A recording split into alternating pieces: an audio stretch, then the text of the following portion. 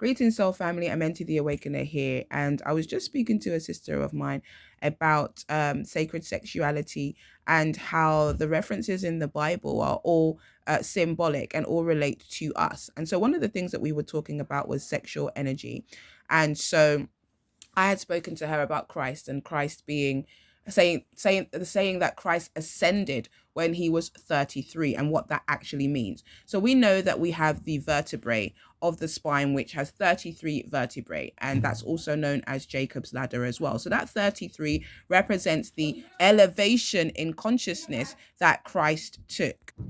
So Christ was able to elevate his consciousness from here, which is the material realm, to that of Keta. In terms of his spiritual and higher level realm.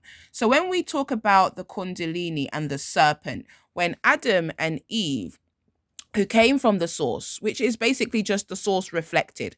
When Adam and Eve entered into the Garden of Eden, they were met by the serpent. And it was through the eating of the apple, right? I'm going to get back to that apple as well. The eating of the apple through which they now became fallen and were released from the Garden of Eden. Basically, they fell in consciousness from being angelic human beings to now being human beings as we are right now, so that they could learn how to ascend through this journey through life. So when we bring it down to sexual energy, looking at the Kundalini serpent spiral, which I kind of talk about before in my video, is placed here. So that's in the coccyx area of your body. And so as you become sexually aroused, as you start to awaken that sexual and creative energy, life force energy within you, that energy then must travel all the way up your spine through the foreplay, through the magnetism, through the connection between you and your partner, through the heart centers, through the sacral centers. That energy has the opportunity to navigate its way from being this physical endeavor to something which is spiritually elevated and profound. Because when you are engaged in sacred sexuality, or when you're in sexual engagement with somebody and you're conscious of it, it becomes one of the most powerful and most quickest ways to tap into the energy of the divine. This is the alchemy of ecstasy. So when we are in the throes of passion and we're saying, oh gosh, it's because we are deeply connected in that moment to the source, to this unmanifest, unexpressed realm of energy, the space in which all things are created from. So we have elevated ourselves beyond the physical, and we have the opportunity now to elevate and expand ourselves into the higher regions. So through the process of our Kundalini being activated through sexual energy, we make this ascent now up the spine and into the back of the head, to the top of the crown where the pineal sits. And I always find that as that Kundalini energy rises, it kind of sits in your occipital ridge, which is kind of like at the back of your head before it gets up to the crown. Now, one of the things that I have been intentionally doing is being aware of this energy and learning how to utilize it for healing and revitalization of my body. Because sexual energy is not so much just about procreation, it's also about preservation, and it's also about regeneration, right? So when masculine and feminine energies come together and they partake in the alchemy of ecstasy or sacred energy exchange, they are helping to either rebalance each other's bodies, they are either facilitating an ascension or a descension within each other's body. And when we come together in oneness, right? If we look at this is kind of like the central column of unity and oneness, and this being the left, the right, representing masculine and feminine energy.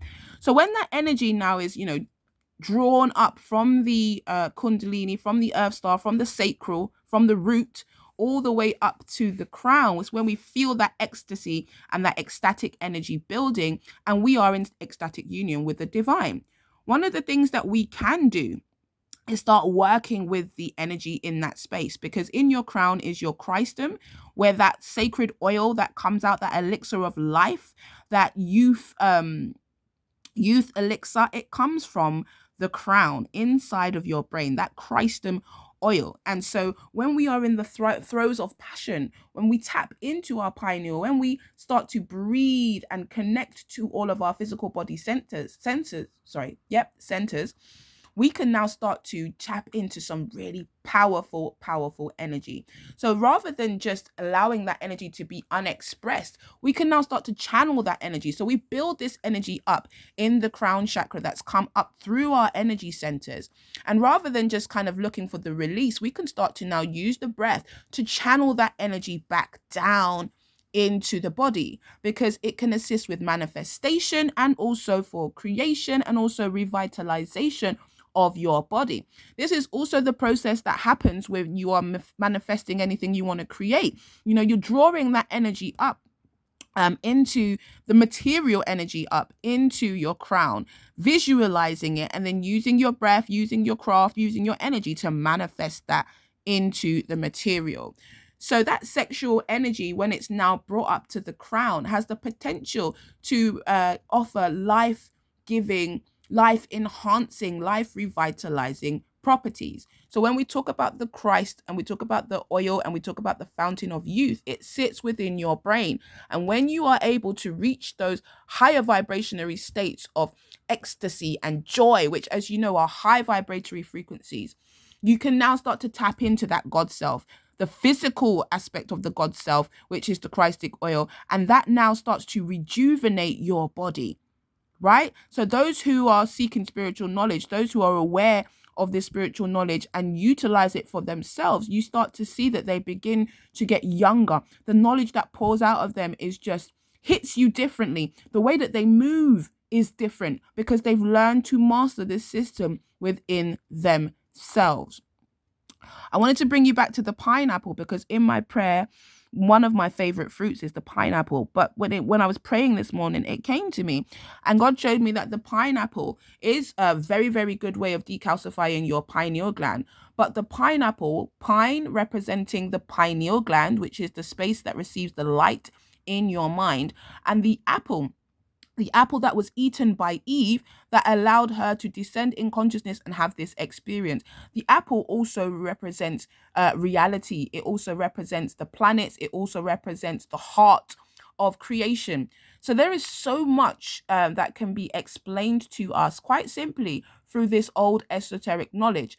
Things that were hidden are now being made very obvious and very clear to us so that we can utilize this knowledge and basically ascend. Ascending doesn't mean coming out of our body or going to any other planet. Ascending means to counteract the fall that was taken by Adam and Eve. We chose to fall and descend in our consciousness and come to this realm so that we can have this human experience, and we could then have the opportunity to elevate consciously back to the realms of the angelic, back to the realms of the I am, and back to connection with the source. That is what we are here to do.